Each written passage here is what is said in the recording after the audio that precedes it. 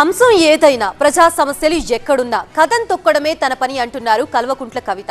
వికారాబాద్ లో రైతుల పక్షాన నిరసనకు దిగిన ఆమెని పోలీసులు అరెస్ట్ చేయడంతో ఉద్రిక్తత పరిస్థితులు ఏర్పడ్డాయి.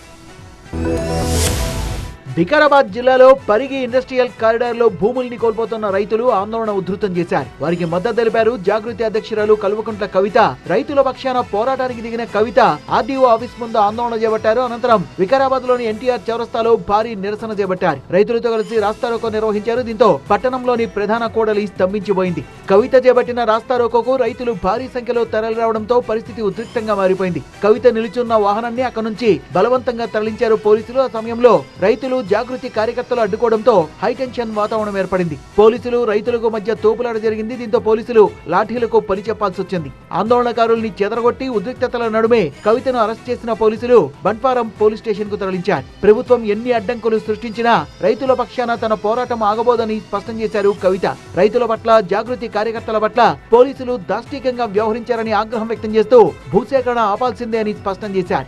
ఇండస్ట్రియల్ కారిడార్ లో భూముల్ని కోల్పోతున్న రైతులు చాలా రోజులుగా ఆందోళన చేస్తున్నారు.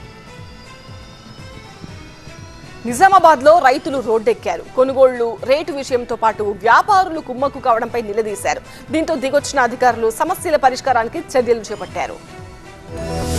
నిజామాబాద్ మార్కెట్ యార్డులో పసుపు కొనుగోళ్లు నిలిచిపోవడంతో రైతులు ఆగ్రహం వ్యక్తం చేశారు. మార్కెట్ యార్డు కార్యాలయంలో ఫర్నిచర్ ధ్వంసం చేసి నిరసన తెలిపారు.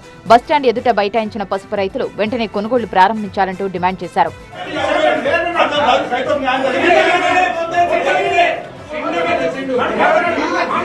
విషయం తెలుసుకున్న అడిషనల్ కలెక్టర్ కిరణ్ కుమార్ రైతుల దగ్గరకు వచ్చి నచ్చజెప్పారు. ఈనాం 2.0లో సాంకేతిక సమస్య తలెత్తడంతోనే పసుపు కొనుగోళ్లను నిలిపివేసినట్టుగా చెప్పారు. గురువారం నుంచి యథావిధిగా పాత పద్ధతిలోనే కొనుగోళ్లు చేపడతామని హామీ ఇచ్చారు. వాళ్ళు ఇచ్చిన వర్షన్ ఆపరేట్ కావట్లేదు. దానివల్ల కొంచెం ప్రాబ్లం వచ్చింది. పై వాళ్ళని కనుక్కుంటా అన్నాము.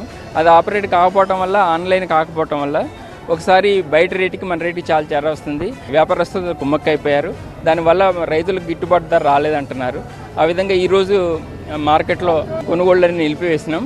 రేపటి నుంచి ఆన్లైన్ కోసం ప్రయత్నం చేస్తాం. పసుపుకు మద్దతు ధర తగ్గించారంటూ రైతులు ఆందోళన చేయగా అలాంటిదేమీ లేదని క్లారిటీ ఇచ్చారు. దీంతో రైతులు ఆందోళన విరమించారు.